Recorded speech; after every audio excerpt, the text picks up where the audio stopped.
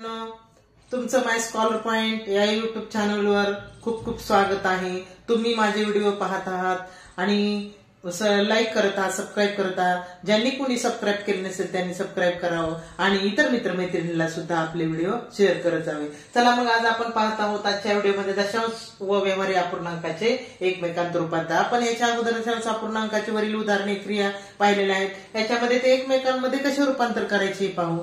त्याच्यातलं पहिलं उदाहरण आहे पहा, 17/1000 म्हणजे दशांश अपूर्णांकात कसे लिहाल। आता दशांश अपूर्णांकाचा अर्थच असा आहे की ज्याचा छेद 10 किंवा 10च्या 10 पटीत येत असतो त्याला दशांश अपूर्णांकाचं म्हणतात। मग काही दशांश अपूर्णांक हे असे अंशछेदाच्या रूपात असतात, तर काही दशांश अपूर्णांक हे दशांश चिन्हाच्या रूपात। मग हे अंशछेदाच्या रूपात असल्यानंतर दशांश चिन्हाच्या रूपात कसं त्याचं रूपांतर करायचं ते आपण शिकू। तर पहा खूप सोपं आहे। 17ला जर 1000 ने भागितलं तर 17ला 1000 ने भागितलं, उभी मांडणी करत बसायची गरज नाही। 17ला 1000 ने भागायचं म्हणजे किती स्थळ नंतर दशांश द्यायला पाहिजे, 1 2 3। बघा उभी मांडणी करून जर तुम्ही केलं तर तुमच्या लगेच लक्षात येईल, मग तुमच्या ट्रिक्स लक्षात बसन। शून्याला भाग एकाला भाग जात नाही, भाग दिला शून्याचा, 1 वरून घेतला 7, पुन्हा भाग जात नाही, पुन्हा 0 17। आता वरची संख्या संपल्या, भाग दिला दशांश खाली आली 0, तरी पण भाग जात नाही, भाग दिला शून्याचा, परत पुन्हा 170 आले, पुन्हा एकदा दशांश दिला की नंतर खाली कधी पण 0 घेता येतो, भाग बसला एकाचा, 1000 झाले, 700 उरले। मग 700 ला परत पुन्हा दशांश दिल्यानंतर कधी बी 0 घेऊ शकतो, 1000 झाले, 7000 झाले, मग 1000 ने 7000 ला भाग दिलं आलं 7, वर दशांश भाग बसला 7। म्हणजे बघा दशांशच्या पुढं 0 1 7 एक लक्षात घ्यायचं। 1000 ने भाग दिला तर किती स्थळ दशांश पाहिजे, 1 2 3। 0 लक्षात घेतले की लक्षात येते 1 2 3 स्थळ दशांश पाहिजे, पण 3 अंक आपले या ठिकाणी नाहीये, 2च अंक आहेत वरी। तर मग अशा वेळेस काय करायचं पहा, असेल खाली जर समजा 1000 असतील तर 3 स्थळ दशांश येतोय। आता आपण भाग करून पाहिला म्हणजे 17 त्याच्यात 30 स्थळ दशांश आला पाहिजे, पण एक स्थळ कमी पडतंय, मग दशांश दिला 0 दिला आणि अलीकडे दशांश दिला 0 दशांश चिन्ह 0 1 7। तर 5 दशांश अपूर्णांकामध्ये जर दिलेला असेल अपूर्णांकाचं दशांश अपूर्णांकात रूपांतर करायचे म्हणजे खालच्या 1000 ने 17ला भागायचं। 17 ने भागितलं जर दिला इथंच भागाकार करायचं, उभी मांडणी करा, तर भागाकार दिल्यानंतर बघा किती येते। तर त्याच्या शिवाय आपण जर पाहिलं की 1 2 3 स्थळ दशांश आहे म्हणजे दशांशच्या पुढे 3 स्थळ पाहिजेत, मग एक स्थळ कमी पडायलंय म्हणून इथं दशांश दिला 0 0 दशांश चिन्ह 0 1 7 हे त्याचं उत्तर। चला पुढचं प्रश्न दुसरा, 1.5/8 च्या बरोबरीची दशांशातील संख्या कोणती, याचं सुद्धा आपल्याला दशांश रूपांतर करायचंय। हे पूर्णांकयुक्त अपूर्णांकाचं पहिल्यांदा व्यवहारी अपूर्णांकात रूपांतर करून घ्यायचं। छेद 8 जसे असता 8 ने 1 ला गुणला 8 1 8 आणि वरचे 5 मिसळायचे, 8 आणि 5 13, 13/8 हे आलं। आता खालच्या छेदाने अंशाला भागावं लागतं, 13ला 8 ने भागू आपण,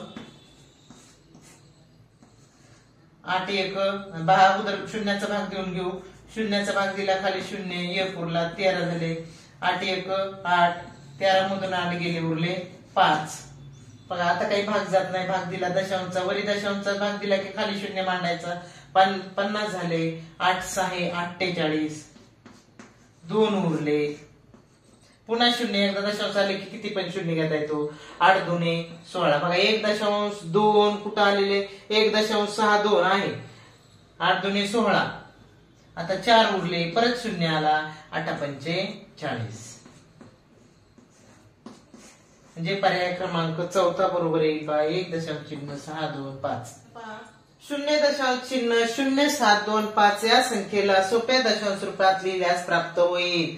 अंश आणि दशांश रूपात किंवा अंश आणि छेदाच्या रूपामध्ये कसं लिहिता येईल असं ते विचारलेले पहा। तर आपण काय करू, दशांश रूपात आहे ना 0.0725 याला आपण काय करू, व्यावहारिक अपूर्णांकात रूपांतर करून घेऊ। आता व्यावहारिक अपूर्णांक म्हणजे पहा दशांशच्या पुढे किती स्थळ येते, 1 2 3 4, म्हणजेच काय पाहिजे खाली 10,000 पाहिजे, 4 शून्य असणार आहे, लक्षातच ठेवायचे, जितके स्थळ तितके खाली 0 आले पाहिजे 10,000, आणि वर किती राहिले मग 725।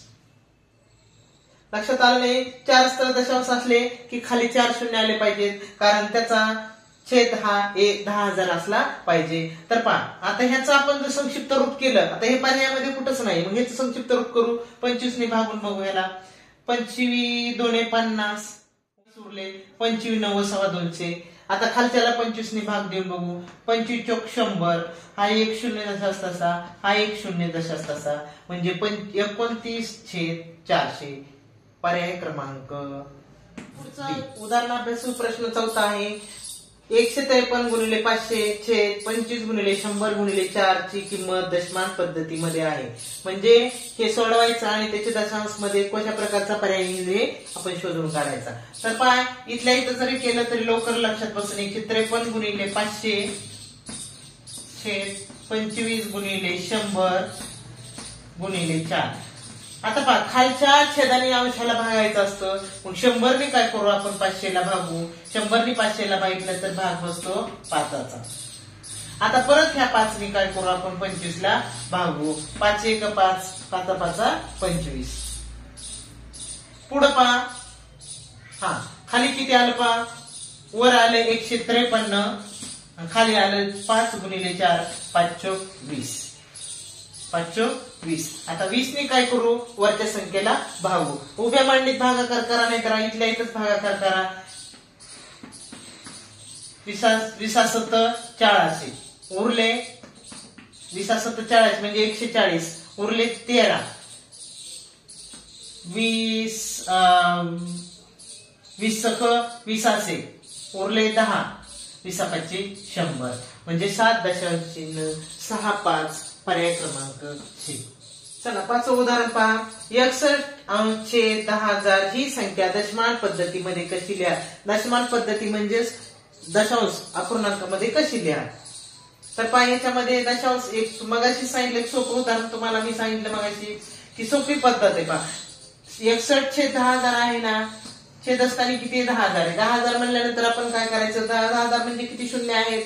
4 शून्य आहेत है की नाही. म्हणजे दशांशच्या पुढे 4 अंक असले पाहिजेत हे लक्षात ठेवायचं. दशांशच्या पुढे 4 अंक पाहिजेत पण वर तर 2च अंक आहेत. मग 2 अंक कमी पडतात म्हणून अलीकडे 2 शून्य लिहा आणि मग दशांश द्या. बघा झालं का. आणि अलीकडे 0 पूर्णांक लिहिला तरी चालतो नाही लिहिला तरी चालतो पण लिहिण्याची पद्धत आहे 0.चिन्ह 0061. कारण खाली 4 शून्य आहेत म्हणून इथं सुद्धा 6च्या अलीकडे 2 शून्य दिले की 4 स्थळी दशांश होतो. हे जर तुमच्या लक्षात येत नसेल तर सरळ तुम्ही काय करायचं 61 भागिले 10,000. आता बघा 10,000 नी काही 60 ला भाग जात नाही. 6 ला भाग जात नाही. भाग शून्याचा दिला. 6 उरले 1 घेतला. 61 ला भाग जात नाही. भाग शून्याचा दिला. 61 उरले. आता 61 उरले म्हणून भाग दिला. दशांशचा भाग दिला. खाली शून्य मांडायचा.